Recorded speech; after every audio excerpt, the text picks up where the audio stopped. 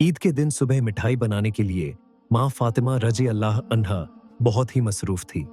आटा गूंथने और दीगर तैयारियों में लगी हुई थी, क्योंकि सुबह ही सारे काम पूरे करने थे। दूसरी तरफ 8 और 10 साल के मासूम से दो भाई अपना खेल छोड़कर माँ के पास आ गए। उनके मासूम लहजे में एक सवाल था। अम्मा, तुम्हें याद नहीं आज ईद है? जरा बाहर आकर देखो तो सही। मोहल्ले के लड़के लड़कियां नए नए कपड़े पहनकर कितना खुश हो रहे हैं, और हम दोनों ने तो अभी तक नए कपड़े भी नहीं पहने। क्या इसका मतलब यह है कि हम आज ईद नहीं मनाएंगे? थोड़ी देर बाद वे फिर कहने लगे, अम्मा, जल्दी से हमारे नए कपड़े पहना दो। हम भी उनके साथ खेलते खेलते ईदगाह जाना चाहते हैं। जब अब्बू आएंगे तो उन्हें हमारे साथ भेज देना। हम उनके साथ वापस लौट आएंगे। माँ ने बच्चों के सिर पर मोहब्बत भरा हाथ फेरा, उनके माथे को चूमा और बोली, अभी ईदगाह जाने में काफी वक्त है बेटा। तुम लोग बाहर जाकर थोड़ा घूम फिरा हो, फिर मैं तुम्हें नए कपड़े पहना दूंगी। हो सकता है तब तक तुम्हारे अब्बू भी आ जाएं। शायद वह तुम्हारे लिए नए कपड़े लेकर आए। तब मैं तुम्हें नए कपड़े पहना दूंगी और तुम अपने अब्बू के साथ ईदगाह चले जाना। अब जाओ बेटा, बाहर जाकर थोड़ा खेलो। इस बीच मैं अपने काम निपटा लूं। दोनों भाई बोले, जी अम्मा। फिर छोटा भाई अचानक सवाल करने लगा, अम्मा, क्या अब्बू हमारे लिए नए कपड़े लेने गए हैं? माँ ने दोनों बच्चों को अपने गले से लगा लिया, उनके माथे पर प्यार से चूमा और अपने दिल के आंसू पोंछे हुए हुए हंसकर कहा, हाँ बेटा, तुम्हारे लिए नए कपड़े आएंगे, तुम्हें जरूर पहनाऊंगी। अब तुम लोग बाहर जाकर खेलो, सब ठीक हो जाएगा। माँ ने अपने रब पर यकीन करके अपने बच्चों को दिलासा दिया। दोनों भाई खुशी खुशी बाहर चले गए। माँ ने अपने आंचल से आंसू पोंछे और मजबूरी में अपने काम में दोबारा मशगूल हो गई। कुछ देर बाद दोनों भाई फिर रोते हुए घर लौट आए। उन्होंने कहा, अम्मा, वे लोग हमें अपने नए कपड़े दिखाकर चिढ़ा रहे हैं। वे कहते हैं, देखो, तुम्हारे पास हमारे जैसे नए कपड़े नहीं हैं। अगर होते तो तुम इन्हें जरूर पहनते। वे कहते हैं कि हमारे अब्बू कैसे हैं, जो ईद के दिन भी हमारे लिए नए कपड़े नहीं लाए। वे हमें ईदगाह चलने को कह रहे हैं और बोल रहे हैं, जल्दी से नए कपड़े पहन कर आओ। अगर आना है, वे खजूर के पेड़ के नीचे खड़े हैं और तब तक हमारा इंतजार करेंगे, जब तक हम नए कपड़े पहनकर उनके साथ ना चले। अम्मा, अब्बू अभी तक क्यों नहीं आए? अम्मी, हमें जल्दी से नए कपड़े पहना दो ताकि हम आपके साथ ईदगाह जा सकें। मासूम बच्चों की इस गुजारिश को सुनकर अम्मी अपने जज्बातों पर काबू नहीं रख सकी। आंसू रोकना उनके लिए बड़ा मुश्किल हो गया, लेकिन बच्चे अम्मी को मजबूती से गले लगाकर खामोशी से उनकी ओर देख रहे थे। सब्र खो चुकी अम्मी अपने बच्चों को अपने सीने से लगाकर सिसक सिसक कर रोने लगी। कुछ ही पल में खुद को संभालते हुए अम्मी ने आंसू पोंछे और चेहरे पर जबरन एक हल्की मुस्कान लाते हुए बोली, अभी ईदगाह जाने का वक्त नहीं हुआ है बेटा। तुम लोग इतनी जल्दी क्यों कर रहे हो? नमाज के लिए अभी काफी वक्त है। इस दौरान बाहर जाकर थोड़ा घूम फिरा हो। और देखो, तुम्हारे अब्बू कहाँ हैं, उन्हें ढूंढ कर ले आओ। तब तक मैं अपना बाकी काम निपटा लेती हूँ। थोड़ा सा ही काम बचा है। अगर तुम्हारे अब्बू नए कपड़े लाते हैं तो मैं तुम्हें बहुत खूबसूरती से तैयार कर दूंगी।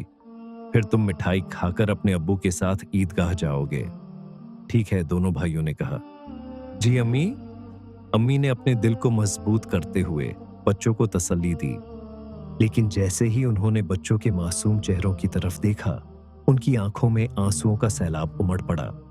बच्चों को अपनी हालत का अंदाजा ना हो, इस डर से अम्मी एक कमरे से दूसरे कमरे में जाती रही। इधर दोनों मासूम भाई परेशान होकर अम्मी अम्मी कहते हुए अम्मी के पास आए। उन्होंने कहा, अम्मी, हम अब्बू को ढूंढने जा रहे हैं। अम्मी ने रंधे गले से कहा, हाँ जाओ। उनकी आवाज में छुपा दर्द बच्चे समझ नहीं सके। बड़े भाई ने अफसोस जताते हुए कहा, अब्बू कहाँ होंगे? छोटे भाई ने बड़े भाई से पूछा। अब्बू कहाँ गए? बड़े भाई ने जवाब दिया, पता नहीं, चलो इधर उधर ढूंढते हैं। छोटे भाई के कंधे पर हाथ रखते हुए दोनों भाई अब्बू की तलाश में निकल पड़े। इधर अम्मी अपने दिल का दर्द कम करने का कोई रास्ता नहीं पा रही थी। उनकी बेचैनी और बढ़ गई। वह सोचने लगी, मैं अपने मासूम बच्चों को कैसे बताऊं कि आज उन्हें नए कपड़े पहनाने की सामर्थ्य हमारे पास नहीं है। फिर भी उन्हें कैसे तसल्ली दूं? और आज तो ईद का दिन है, वे मेरी बात क्यों मानेंगे? या अल्लाह तुम्हारे अलावा कोई सहारा नहीं? ईद के लिए जो मिठाई बनाई है वह भी कई दिनों तक थोड़ा थोड़ा गेहूं बचाकर तैयार की है, उसी से हलवा और रोटी बनाई है। लेकिन नए कपड़े कहां से लाऊं? या अल्लाह, ये बोझ क्यों डाल दिया इस अम्मी के सिर पर? तुम तो सबकी हालत जानते हो, मैं इन मासूम बच्चों को कैसे समझाऊं?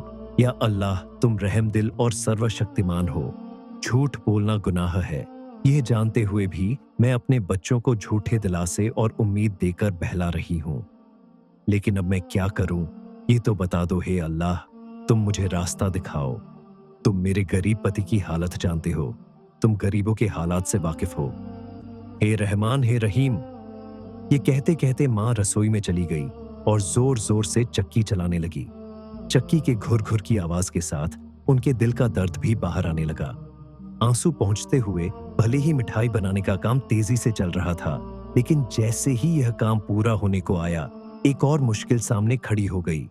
तभी अम्मा अम्मा कहते हुए दो मासूम बच्चे हाफ हाफ के मां के पास आकर खड़े हो गए। मां ने कहा, बोलो बेटा, क्या बात है? मां ने अपनी इच्छाओं और आराम को हमेशा पति की गरीबी बा को देखकर दबा कर रखा था। वह थोड़े में ही खुश रहती थी, लेकिन आज मासूम बच्चों की छोटी सी ख्वाहिश ने उनके धैर्य को तोड़ दिया।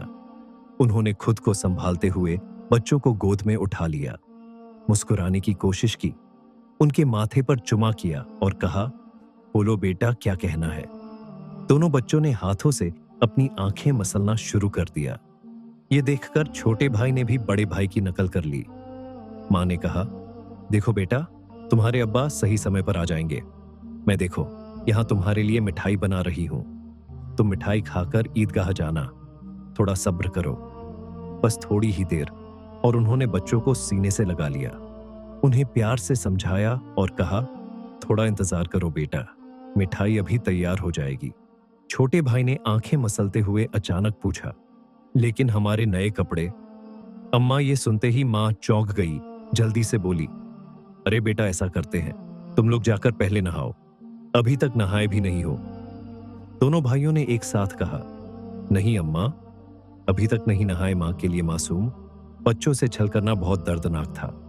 उनका दिल अंदर ही अंदर जल रहा था, लेकिन उन्होंने हंसते हुए कहा, बेटा, बिना नहाए क्या कोई ईदगाह जाता है?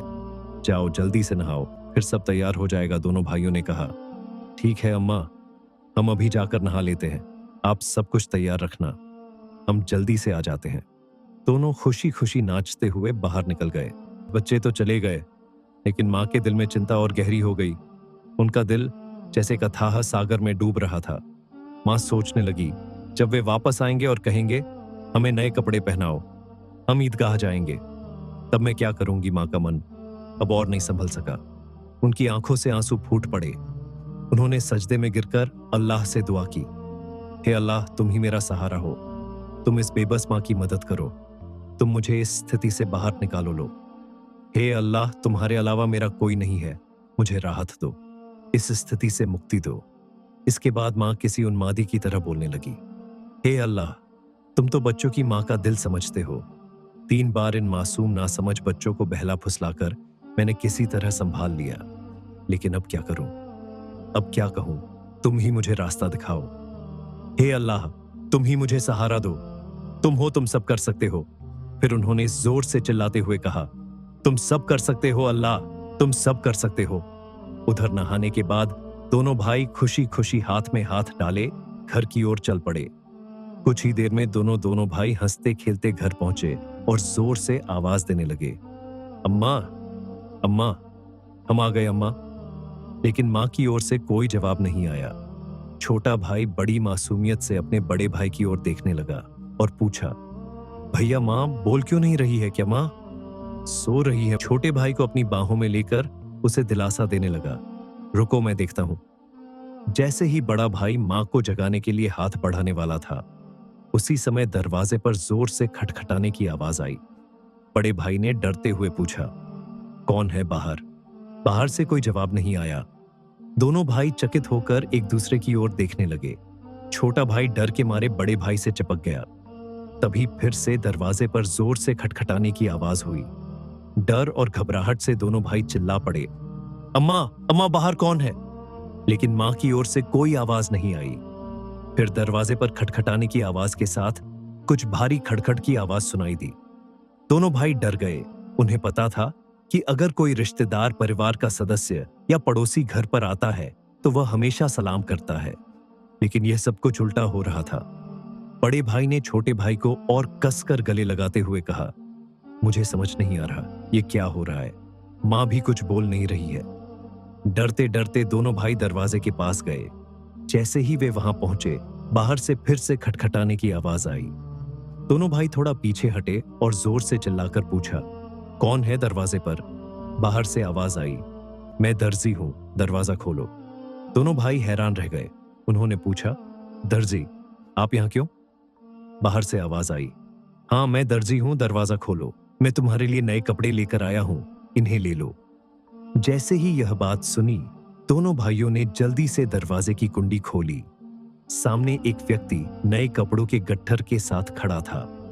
दोनों भाई एक पल के लिए हैरान रह गए। दर्जी ने कपड़े उनकी ओर बढ़ाए। बड़े भाई ने झटपट सारे कपड़े अपने हाथों में ले लिए और छोटे भाई का हाथ पकड़कर तेजी से दौड़ते हुए मां के पास पहुंचा। उस समय मां अब भी संभल नहीं पाई थी। वह गुपचुप आंसू बहा रही थी। दोनों भाई बोले, अम्मा, अम्मा देखो दर्जी हमारे लिए कितने सुंदर सुंदर नए कपड़े लेकर आया है। जल्दी से हमें कपड़े पहनाओ, हम ईदगाह जाएंगे। बड़े भाई की बात सुनते ही छोटा भाई भी चहक हुए बोला, हाँ अम्मा, जल्दी करो, अगर देर हो गई तो हमें नमाज का समय नहीं मिलेगा। मां ये सुनकर हैरान रह गई। कुछ पल के लिए बच्चों की ओर देखा और उन्हें गले लगाकर फूट फूट कर रोने लगी। इसके तुरंत बाद उन्होंने बच्चों को छोड़ दिया और सीधे सजदे में गिर गई। उन्होंने कहा, है अल्लाह, तुम्हारी महानता को कौन समझ सकता है। उन्हें तुरंत समझ में आ गया कि जो व्यक्ति नए कपड़े लेकर दर्जी बनकर आया था वह वास्तव में दर्जी नहीं था। निश्चित ही वह अल्लाह के भेजे हुए फरिश्तों में से एक था। मां सजदे से उठी और जल्दी से बच्चों से बोली, जाओ बेटा, जाओ, उसे मेरा सलाम कह देना और कहना कि वह आज हमारे घर से विदा हो जाए। लेकिन बच्चों को यह बात याद ही नहीं रही। दोनों भाई नए कपड़े पाकर इतने खुश थे कि उनकी खुशी का ठिकाना नहीं रहा। मां ने बच्चों को देख उनके सिर और पीठ पर हाथ फेर कर उन्हें गोद में लेकर प्यार किया और माथे पर चूमा। फिर हल्के से डांटते हुए कहा, बेटा क्या तुम अभी तक नहीं गए? दर्जी साहब को क्या लगेगा? वे सोचेंगे कि इस घर के लोग कितने बदतमीज हैं। मेहमान बाहर दरवाजे पर खड़ा है और तुम यहां मस्ती कर रहे हो। तुमने उसे भूल ही गए। ये तो बहुत बड़ा गलत व्यवहार है। तुरंत जाओ, उसे मेरा सलाम पहुंचाओ और कहना कि वह आज हमारे मेहमान बने। जाओ बेटा, उन्हें बैठक में आराम से बैठने के लिए कहो। बिना देरी किए दोनों भाई दरवाजे की ओर भागे, लेकिन तब तक दर्जी घोड़े पर सवार होकर घर से बहुत दूर निकल चुका था। दोनों भाई जोर से चिल्लाने लगे, दर्जी साहब, ओ दर्जी साहब, अम्मा ने आपको सलाम कहा है, जल्दी वापस आइए। आज आप हमारे घर दावत पर आइए। हम बैठक का दरवाजा खोल रहे हैं। लेकिन दूर से हवा के साथ जवाब आया, अपनी अम्मा और अब्बा को मेरा सलाम देना, किसी और समय मिलने आऊंगा। अस्सलाम वालेकुम। दोनों भाई दौड़ते हुए मां के पास आए और सब कुछ बता दिया। बोले, दर्जी साहब ने तुम्हें और अब्बा को सलाम कहा है। वह घोड़े पर सवार होकर उस तरफ जा रहे हैं। जल्दी आओ मां, उन्हें देखोगी ना, जल्दी करो और खिड़की से देख लो। जल्दी आओ मां, अगर देर करोगी तो उन्हें फिर नहीं देख पाओगी। दर्जी साहब कितने खूबसूरत लगते हैं, आओ ना मां। मां ने बच्चों की बात सुनकर खिड़की के पास आकर खड़ी हुई और बाहर की ओर देखा।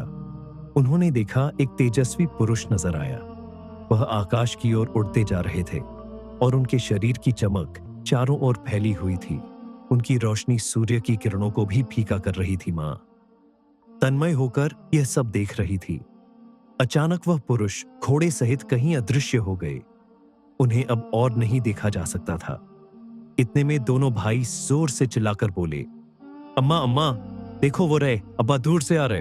वह मां ने बच्चों को लेकर अंदर कमरे में ले गई और उनके शरीर पर नए कपड़े पहनाने लगी। उसकी आंखों से खुशी के आंसू बह रहे थे। दोनों भाइयों ने हैरानी से पूछा, अम्मा अम्मा तुम क्यों रो रही हो? माँ ने कहा, बेटा मैं क्यों रो रही हूं? ये तुम अभी नहीं समझोगे, तुम्हारी उम्र अभी इतनी नहीं हुई है। लेकिन आज से यही बात याद रखना, एक पल के लिए भी अल्लाह ताला को भूलना मत। अल्लाह को हमेशा याद रखना। जो हमेशा अल्लाह को याद रखता है वह कभी भी मुसीबत में नहीं पड़ेगा। अगर तुम इस छोटी सी बात को हमेशा अपने दिल में बसा लोगे और जिंदगी भर अल्लाह को नहीं भूलोगे, तो देखोगे कि अल्लाह हमेशा तुम्हारी मदद करेगा, कभी तुम्हें कठिनाइयों में नहीं डालेगा। माँ अपने बच्चों को यही नसीहत दे रही थी और साथ ही उन्हें नए कपड़े पहना रही थी। जब बच्चों को सजाने का काम पूरा हो गया तो माँ ने सुरमे का डिब्बा लाकर छोटे बेटे की आंखों में सुरमा लगाया। बड़े बेटे की आंखों में सुरमा लगाते ही दरवाजे के बाहर से आवाज आई, अस्सलाम अलैकुम या फातिमा जहरा। अंदर से हजरत फातिमा रजी अल्लाह ताला अन्हा ने जवाब दिया, वालेकुम अस्सलाम या अली करीम। उल्लाह छोटा बेटा दौड़कर बाहर गया और चिल्लाने लगा, अब्बा आ गए, अब्बा आ गए। बड़ा बेटा बाहर जाने ही वाला था लेकिन माँ ने उसे रोक लिया क्योंकि उसकी आंखों में सुरमा लगाना बाकी था। माँ थोड़ी गुस्से में बोली, बैठो बैठो पहले सुरमा लग जाने दो। इस बीच छोटा भाई अपने अब्बा का हाथ पकड़कर अंदर ले आया। तब तक बड़े भाई की आंखों में सुरमा लगाया जा चुका था। दोनों बेटों को देखकर अब्बा हैरान हो गए और बोले, ये क्या, इतने सुंदर कपड़े ये कहां से आए? फिर दोनों भाइयों ने अपनी माँ और अब्बा को गले लगाकर खुशी जताई। हजरत फातिमा रजी अल्लाह ताला अन्हा ने बच्चों की आवाज शांत कराते हुए हजरत अली रजी अल्लाह ताला अन्हो सारी घटना सुनाई। हजरत अली रजी अल्लाह ताला अन्हुई यह बात सुनिए सजदे में गिर गए और बोले, हे अल्लाह, तुम्हारे लिए कुछ भी असंभव नहीं है। तुम महान हो, असीम हो, तुम दयालु और सर्वशक्तिमान हो। सजदे से उठकर उन्होंने हजरत फातिमा रजी अल्लाह ताला अन्हा से कहा, जो दर्जी बनकर बच्चों के लिए कपड़े लाए, क्या तुम उन्हें पहचानती हो? क्या तुमने जान लिया कि वह कौन थे? हजरत फातिमा रजी अल्लाह ताला अन्हा ने कहा, नहीं, लेकिन इतना निश्चित है कि वह अल्लाह के किसी भेजे हुए फरिश्ते थे, इसमें कोई शक नहीं। हालांकि यह मेरी अपनी धारणा है।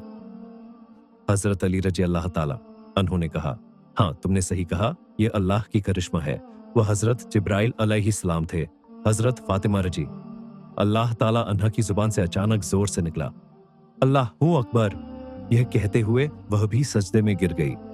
प्रिय दर्शकों, आशा है कि आपको यह वीडियो पसंद आया होगा। अगर अच्छा लगा हो तो इसे लाइक और शेयर करें ताकि अन्य मुस्लिम भाई बहन भी इसे जान सके।